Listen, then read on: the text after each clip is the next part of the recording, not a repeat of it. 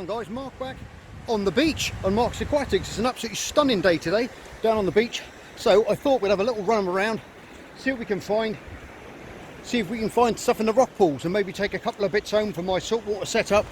I've been after some mullet, and around this time of the year you get a lot of the baby ones in the rock pool, so we'll have a look and see if we can get some of those. Okay, I've got the drone with me, so hopefully we can get some nice footage for you as well to see and have a nice day. So I'll see you in a minute.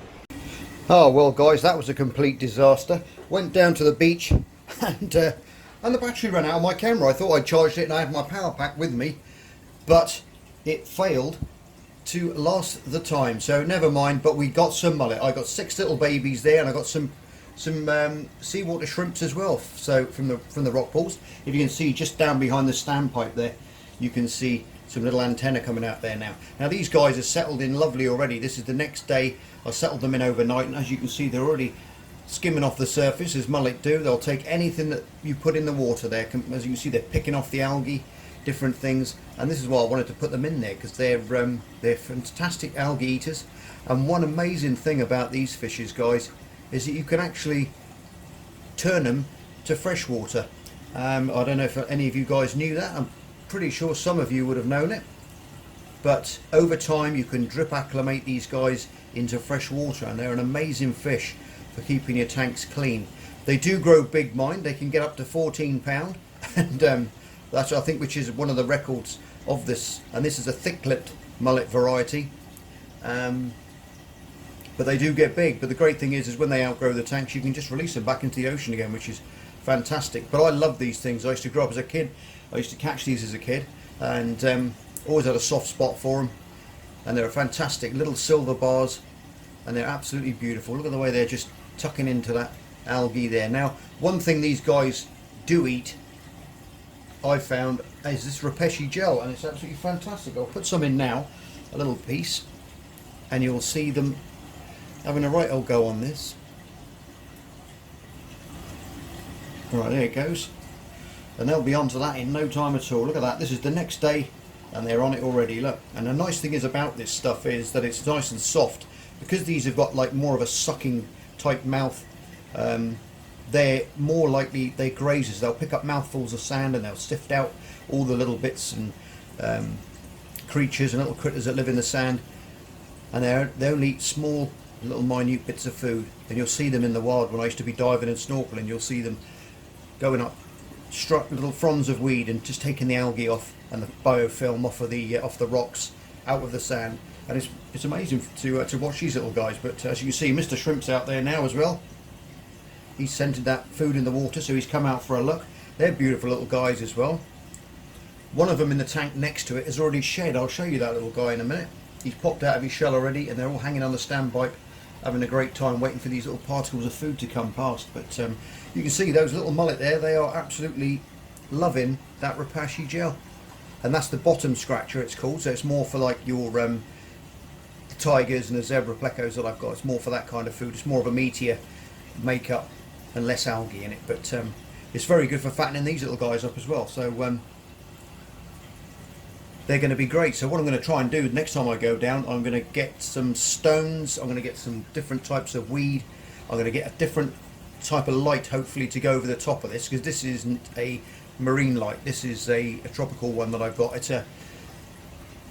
It's one by Fluval, and it's one of their ones for plant growth. But it'll do for this for now. It will work to a certain extent, but you haven't got the different. You've got different Kelvin ratings, and obviously with the bluer light, it looks a lot nicer as well. So it's going to pop a little bit more.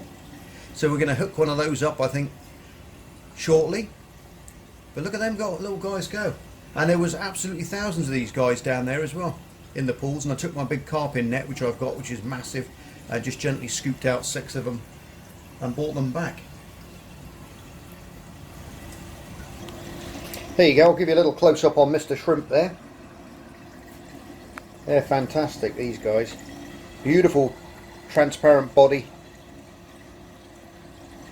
and they're always very, very busy. And if you look at those little legs, they're a light blue with little orange segments in there as well, and he's working his way now towards that. He's going to bully these little mullet off of there now. Look, and he's going to grab it. It's all mine. Well, they're back in again. That's how much they like this stuff. And normally shrimp are pretty aggressive when it comes to feeding. I've just nipped next door, and I've basically got the same setup next door. I've got 3 mullet in here as well. And as you can see, I'll just zoom back out, you can see all 3 shrimp there on the standpipe cleaning things up. And as you can see down the bottom, we've got a shed. Now that's what happens with your shrimp and your freshwater shrimp as well, guys. If you've noticed, when you do a water change, that water chemistry will change, and that will encourage them to shed their shell off. And it's normally at that time when they'll breed. So with a bit of luck now, there's a couple of males in there with her, and she might get some berries, because it'll be quite interesting to see how these little guys berry up. And they have a planktonic stage, so it's going to be quite difficult with this sort of system, which has got a standpipe, because everything's going to get sucked straight down into the filters and sumps and things. So and I haven't even showed you this setup yet, guys, to be honest. I'll actually go back. This is the new sump system. It's a 5-tank little rack that I've made, and I'll just stand back and I can show you this as well, because I haven't showed you this yet. Right, there you go, guys. I've got the skimmer section down here in the bottom. I built this sump. We've got lots of different medias in there. We've got some pumice in there as well. We've got some Biohome Ultimate in there, and all the different segments. It's not very clear, I'm sorry. There you go, that's a little bit better. Nice little return pump in there as well. And then it goes up to number 1 tank, which is there. And then we just keep going up, all plumbed in nice. We've got 2 tanks up there with some lights on, which are absolutely rubbish at the moment, but that's all I could find. Hopefully I'll get some more lights sorted out. And then we've got the 2 top tanks with all the mullet in. So we've got a nice little setup there, all the way down. Obviously we've still got all the corals here that have been selling really nicely, and starting off some more people as well. So you can see that's looking a little bit shabby now down this end. So I've got some more stuff coming on Tuesday. We've got a load of soft corals and different things coming as well. And like I showed you guys last time, there's some nice, real nice growth on these plugs as well. Look at that, you can see the way that is encrusting over that frag plug, and the one behind it, or over there, sorry, it's nearly completely covered it all together. But that's the game plan, is to get these little guys. I'm going to make a little local aquarium here, a little freshwater one, a little local seawater tank in these 2 top tanks. So I think 25 degrees in these tanks, and mullet can withstand a wide range of temperatures, because obviously they're in rock pools which can heat up really right over 30 degrees sometimes. I've taken my temperature probe down, my laser pointer, and pointed it in the rock pools, and it's been really hot. And the same with the shrimp as well, but you've got to acclimate them slowly, otherwise you can kill the shrimp quite easy. So it's a slow feed. It took me a while to get these acclimated yesterday, but as you can see, these little guys are going hell for leather there. Look at that, really getting into this stuff. And they're a stunning fish. I love them, I really do. Look at that, those little bars. And as they get older, that back will get darker, and those lines will become more apparent. And there you go. Anyway, guys, I put a little bit of footage together when I was on the beach, and bit of drone footage there. So sit back, I'll put a bit of music to that, and I hope you enjoy it. We had a little barbecue later on, and it was an absolutely stunning day. I just wished I could have filmed more for you, but sadly these things do happen.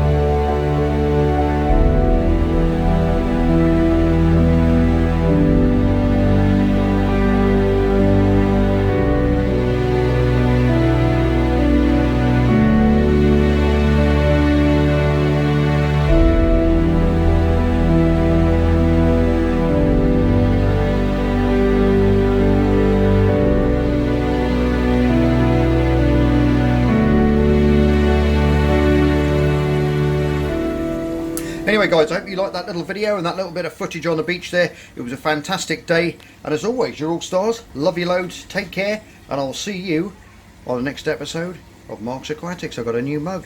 Bye for now. Just me and my guitar.